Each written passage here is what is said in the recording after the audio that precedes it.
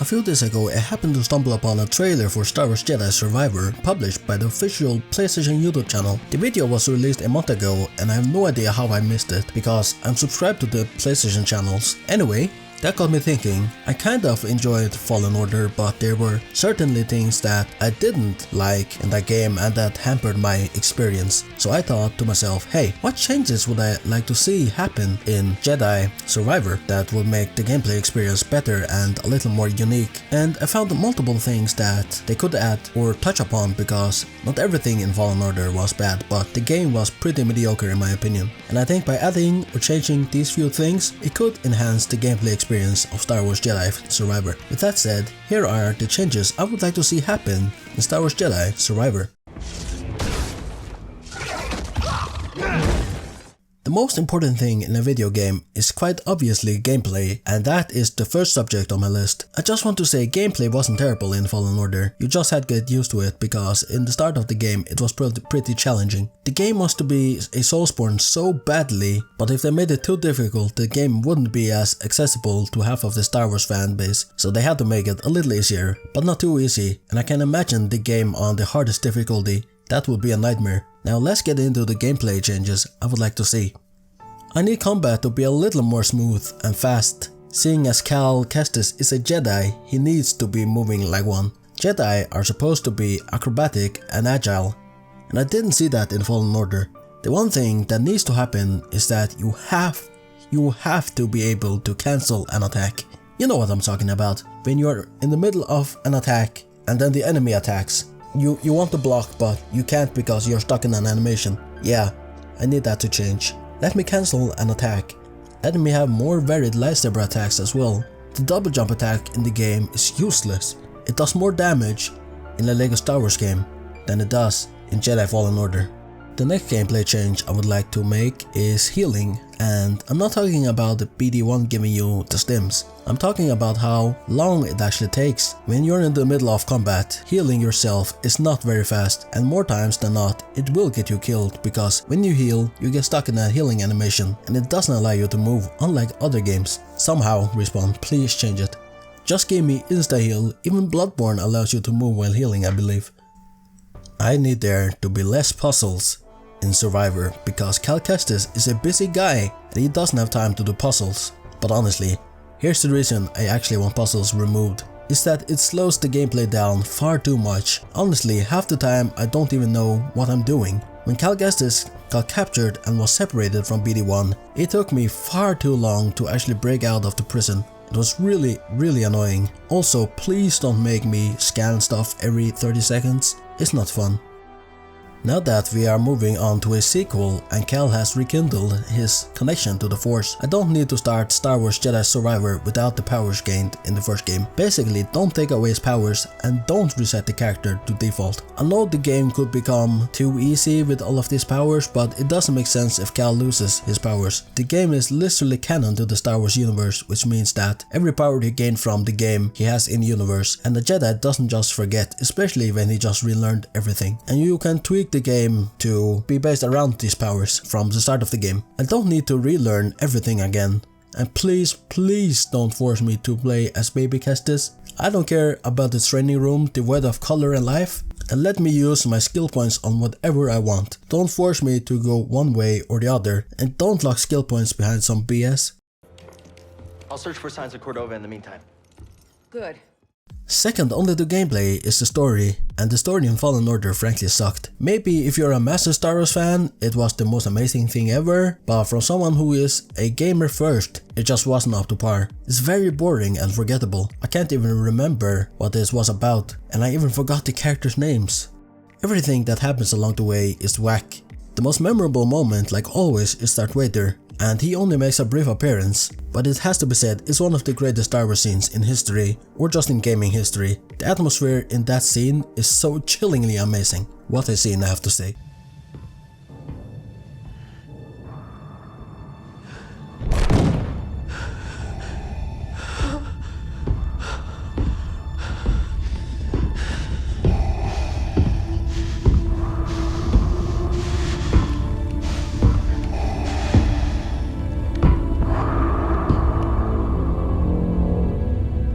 You have failed me, Inquisitor.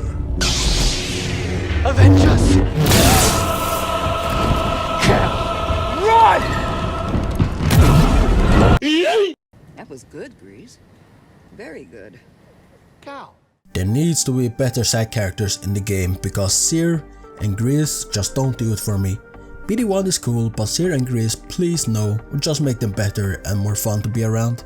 Just take a note out of Star Wars Rebels, even if that show is mid, the characters are super fleshed out. Just look at Best Girl Hera and Mandalorian Sabine, they're also stuck on a ship together and I'm pretty sure they also found a Jedi holocron in that series as well. I also need there to be villains to be more menacing and memorable. The second sister was built up to be the second coming of Inquisitors, but she got yeeted by Darth Vader like a baby. And the last boss of the game, Malachus or whatever his name was also pretty bad. As a player, you just don't care about the villains in the game. And if you don't care for the villains, it makes for a pretty forgettable story. Red Dead Redemption 2 has Dutch and Micah Bell, Arkham City has Hugo Strange and Ra's al Ghul, The Dark Knight has Joker, Infinity War has Thanos, The Last of Us Part 2 has Abby, and Minecraft has the Ender Dragon. Who did Fallen Order have again? Also, more boss battles please. The customization of Cal is not great. A few ponchos and alternate Inquisitor skin? Yeah, I'm gonna need more than that. I need Jedi clothes, robes, capes and whatever comes with being a Jedi. Imagine being able to wear Luke Skywalker's black outfit, Anakin's Revenge of the Sith outfit or Luke's pilot outfit. To me, that would be super cool. The other customization I need is the lightsaber. I need to be able to dual wield. I need to be able to make a Kylo Ren looking lightsaber. I need one of those weird spinning lightsabers that look like a helicopter. I also need them Ahsoka lightsabers where one is shorter than the other, as well as a tilted hilt like Count Dooku. And whips.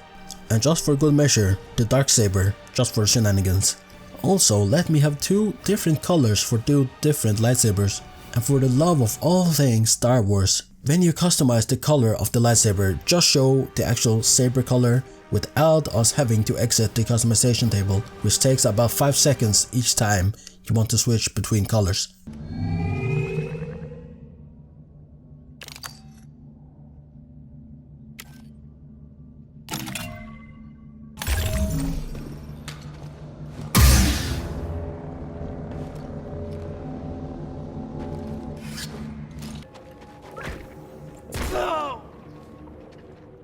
Fast traveling back to your ships, either from the menu or from one of those meditation points. I swear half the gameplay loop of Fallen Order is just backtracking to your own ship while trying to navigate the labyrinth of the map. How many times have you gotten stuck in an area to only wish for a fast travel button to your ship? The most infuriating thing is when you are searching for one specific chest and databanks and you reach the end of the map only to get one bloody item. Then you have to walk all the way back to the ship. It's infuriatingly annoying. Going hand in hand with fast traveling back to your ship is better non-complicated maps, like Bogano, which is fairly simple, unlike that shitty ice dungeon planet more complicated than a Rubik's Cube. The accessibility settings in Fallen Order is really bad. There's almost nothing in there. Well, there's actually nothing. Just take a page out of Insomniac's Spider-Man games. The accessibility menu in that game is like a grocery list from your mom. We are in a new age now where developers have started to make their games more accessible, unlike Fallen Order, which is stuck in 2015. Just make your games more accessible, it will surely boost sales numbers. Photo mode sucks. That's all I have to say. We live in 2020 and Respawn photo mode is the bare minimum. Now, I'm a photo mode type of guy. I love taking photos in-game. Just look at all of these pictures I've taken.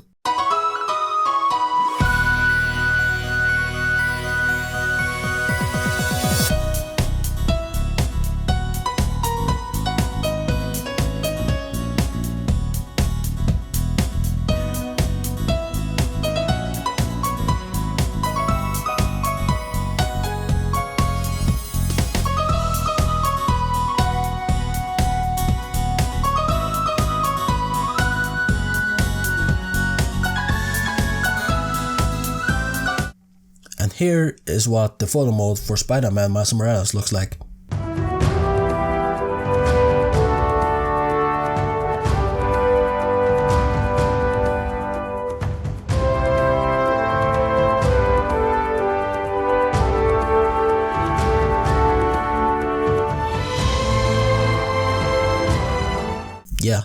The difference is night and day, literally. Being able to replay cutscenes is one of the greatest features the industry has ever seen. Most games don't do it, typically only fighting games do it. More games need to include that feature, including Survivor. It should not be very difficult to add. A possible mission replay system. Now, I'm not sure if this is in many games or not. I usually only play games once unless I really enjoy them. But I know a few open world games that allow you to replay missions like GTA 5, Spider-Man and Spider-Man Miles Morales. This is probably one of those features that I least want, but it would be nice if they actually added it.